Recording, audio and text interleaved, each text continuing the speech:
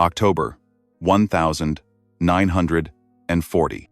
Europe was burning and Benito Mussolini didn't want to be left out of the fire. Hitler's armies had swept through France, crushed Poland, and were marching triumphantly across the continent. Everywhere the German flag flew, it brought awe and fear. Mussolini watched from Rome, desperate to prove that Italy's empire, his empire, could do the same. He wanted his piece of the glory, and to get it, he needed an easy victory. Something bold enough to impress Hitler, but safe enough to guarantee headlines.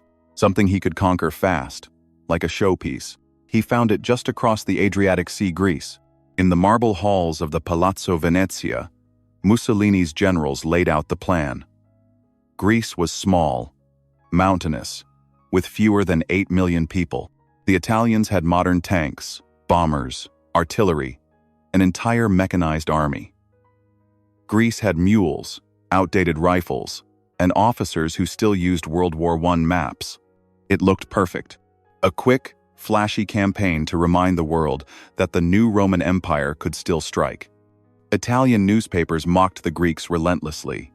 Cartoons showed ragged shepherds throwing stones at Italian tanks. Radio commentators joked that Greek soldiers would surrender after the first trumpet. The phrase 10 days to Athens spread through the barracks like gospel. And Mussolini, standing on a balcony before cheering crowds, shouted it himself. "We will crush Greece like an egg under an elephant's foot." His men cheered. His ministers smiled. But deep down, they knew Italy wasn't ready for another war. The army was stretched thin after failures in North Africa. Supplies were scarce. Many units still used rifles from 1915, and their tanks light, underpowered, barely armored, were no match for rugged mountain terrain. But Mussolini didn't care. Hitler had taken Paris in 6 weeks. Italy needed a victory, no matter the cost. So he gave the order. Operation E, the invasion of Greece, begins October 28.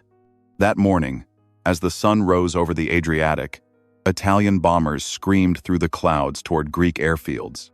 Columns of troops crossed the border from occupied Albania, their trucks crawling up narrow mountain roads. The men sang songs about Roman glory, about victory and destiny. But the songs grew quieter the deeper they went into the mountains. Rain began to fall cold, relentless, and heavy. The dirt roads turned to rivers of mud. Trucks bogged down, mules slipped, and radio lines went dead. By the second day, visibility was almost zero.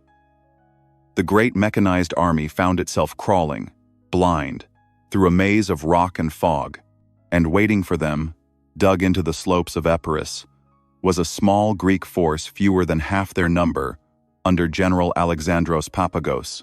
No tanks, no motorized infantry, barely any air cover, just rifles, mortars, and the will to defend their homeland. When the Italians appeared out of the mist, they expected a surrender. Instead, they met machine gun fire. By October 30th, the quick campaign had already slowed to a crawl. Italian units struggled to coordinate in the mountains. Communication cables snapped in the wind. Artillery couldn't find solid ground. And the rain, always the rain, poured like it had chosen sides. At the border village of Kalpaki, the first major battle of the invasion began. The Italians unleashed waves of infantry, backed by tanks, the little Fiat L3S, barely larger than farm tractors, but they were no match for the terrain. Their treads slipped on wet rock, their armor cracked under Greek artillery, and soon the valley was littered with wrecks. Greek defenders, outnumbered 3-1, held firm behind sandbags and boulders.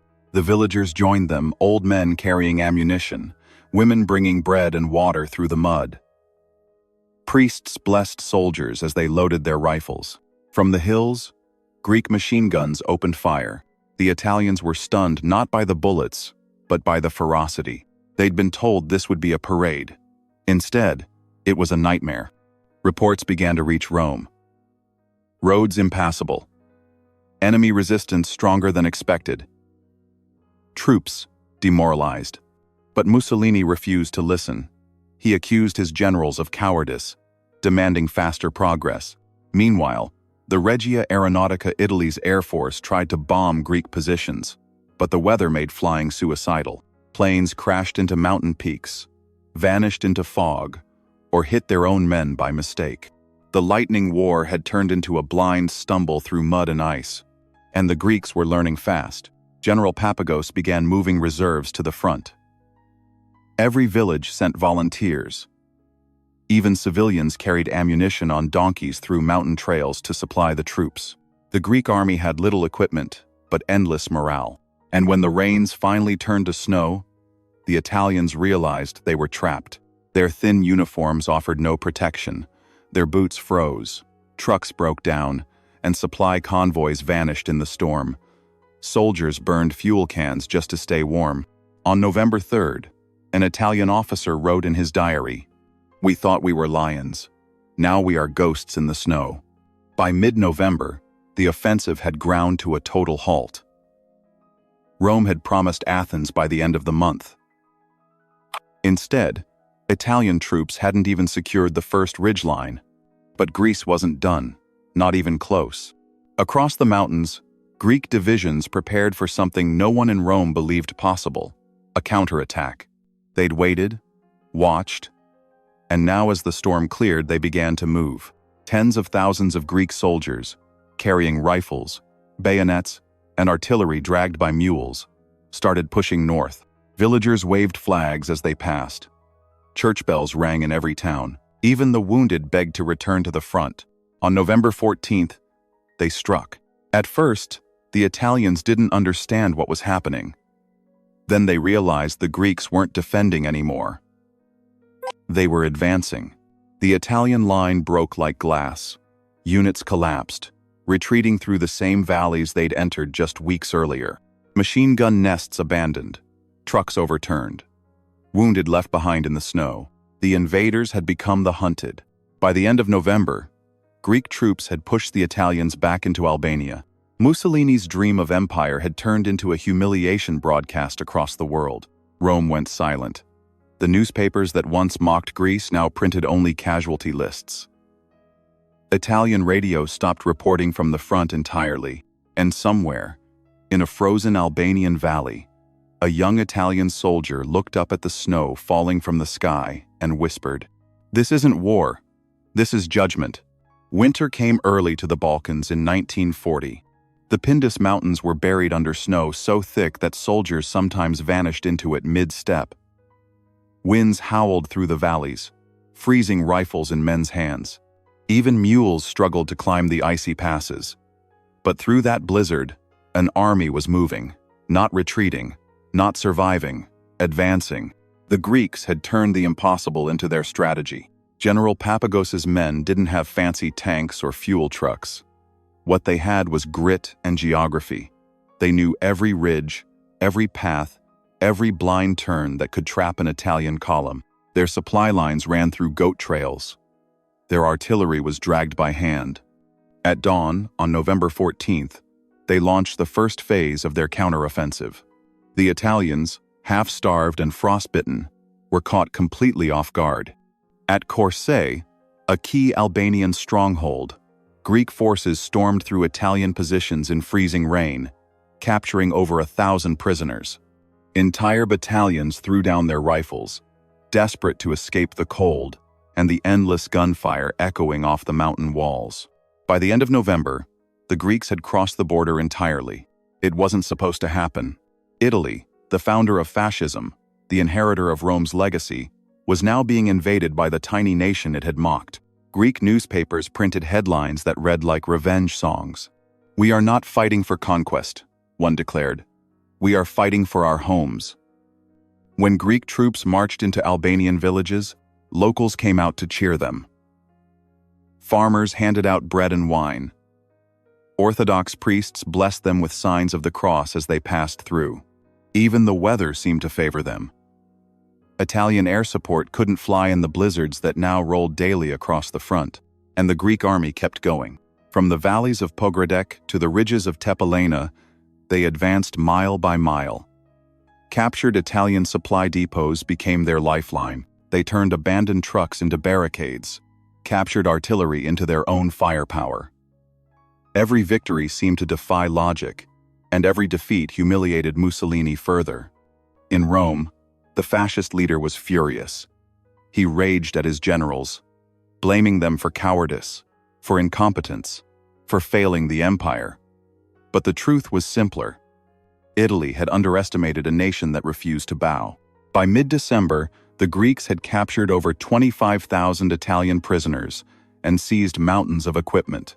In Athens, church bells rang for hours. Crowds filled the streets, waving flags, shouting the same chant over and over. Oci! Oci! Oci!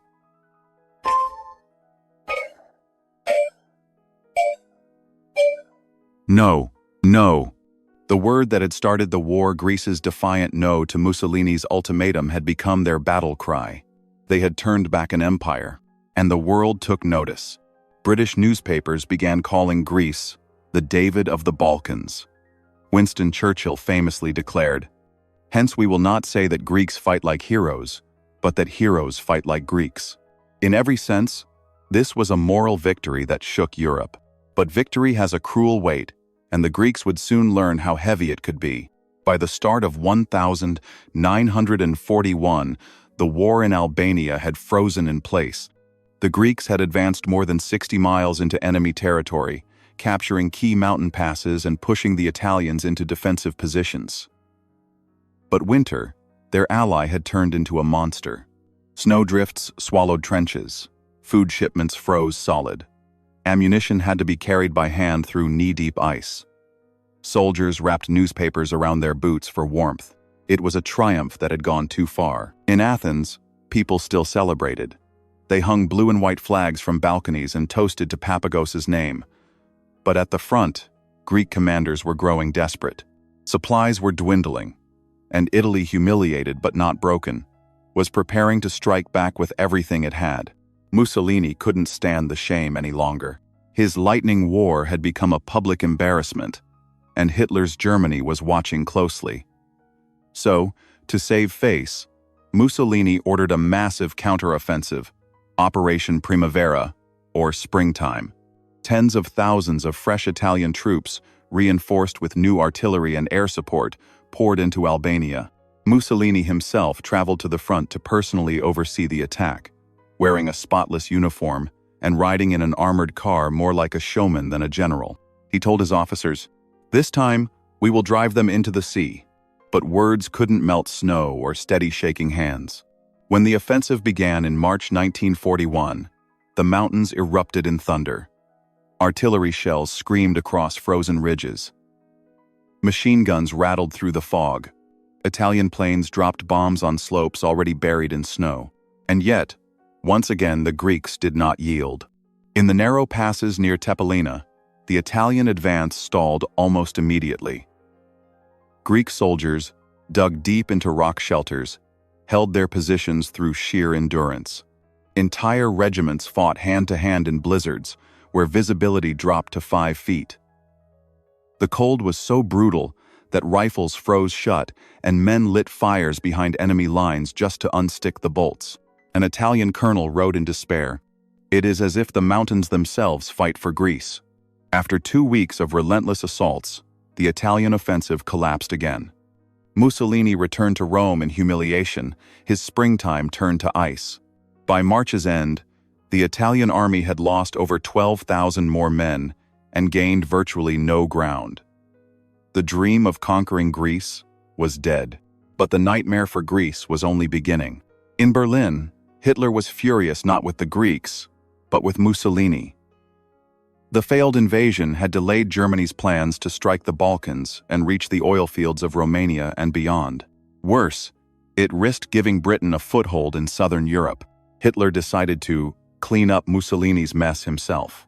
He summoned his generals to the Wolf's Lair and issued Directive 20. Operation Merida, the German invasion of Greece. Soon, steel would roll south through the passes of Bulgaria, and the world that had cheered Greece's defiance would watch in dread as another empire descended from the north, silent, disciplined, and unstoppable. The Greeks had beaten Italy, but against Germany, even heroes would be overwhelmed. Spring, 1941. The snow began to melt in the Pindus Mountains. Streams cut through the valleys where soldiers had frozen months earlier. The Greek flag still flew proudly over captured Albanian towns. It should have been a time of pride, but the wind carried a new, colder whisper from the north. The whisper of engines. In the early hours of April 6th, Greek and British soldiers manning the border with Bulgaria heard it first. A low, mechanical growl that rolled through the mountains like thunder. Then came the sky. Hundreds of Luftwaffe bombers screamed overhead, their silhouettes blotting out the morning sun. Stukas dove into Greek positions, sirens wailing, explosions rippling across the ridges. Bridges shattered. Roads vanished under clouds of dirt and fire. The German invasion had begun. The Greeks were still dug in against Italy in the west. Their best units stretched thin across the Albanian front. Now, the Wehrmacht, battle-hardened and mechanized, stormed down from Bulgaria and Yugoslavia with tanks, armored trucks, and precision air support. It was the opening move of Operation Merida, Adolf Hitler's lightning campaign to rescue Mussolini's pride and secure the Balkans before turning east toward the Soviet Union. The Germans didn't care about honor. They cared about efficiency. The first target was the Metaxas Line, a series of Greek bunkers and forts carved into the northern mountains, Greece's answer to the Maginot Line. For 2 days, Greek soldiers held fast, fighting until they ran out of ammunition. Some forts only surrendered when German troops literally climbed over their walls. Further south, British reinforcements, a hastily assembled W force from Australia and New Zealand, joined the fight. But they were too few, too late, and too lightly armed. The German blitzkrieg cut through them like a knife through silk. By mid-April, Greek units fighting in Albania received a devastating order from headquarters. Withdraw. The Germans have broken through. For the first time in 6 months, the Greek army began to retreat, not because it had been defeated by Italy, but because an entirely new enemy had arrived from behind. Soldiers wept as they left the mountains they had fought so hard to defend. Villagers lined the roads, handing them food, blessing them, whispering prayers as convoys rolled past. On April 18th, German panzers reached the plains of Thessaly. Within days, they entered Thermopylae, the same pass where ancient Greeks had once fought the Persians. History seemed to repeat itself, but this time, no Spartan miracle came. The Allies were outnumbered, outgunned, and overwhelmed. By April 23rd, the Greek government fled to Crete. The king left Athens by nightfall, and on April 27th, 1941, German troops entered Athens. They marched silently through the city's marble avenues, past the ancient ruins of the Parthenon. No cheers, no crowds, only a dead hush broken by boots on stone. A German soldier climbed to the top of the Acropolis and tore down the blue and white Greek flag. In its place, he raised a red banner with a black swastika flapping against the wind over 3,000 years of history. The people of Athens watched from behind shuttered windows. Some cried. Others swore they would never forget. The Greek campaign was over. But the story of what came after the occupation, the starvation, the resistance had only begun. The official war record said the Germans conquered Greece in 24 days. But the truth, the human truth, couldn't be measured in dates. By the time the swastika flew over Athens, more than 90,000 Italian soldiers had been killed, wounded, or captured in the mountains of Albania. Their so-called easy victory had cost them nearly an entire army before the Germans ever arrived. Even Hitler himself, in private, admitted, "If my ally had not attacked Greece, the war in Russia would have begun weeks earlier and perhaps ended differently." In a single reckless invasion, Mussolini had changed the timeline of the Second World War.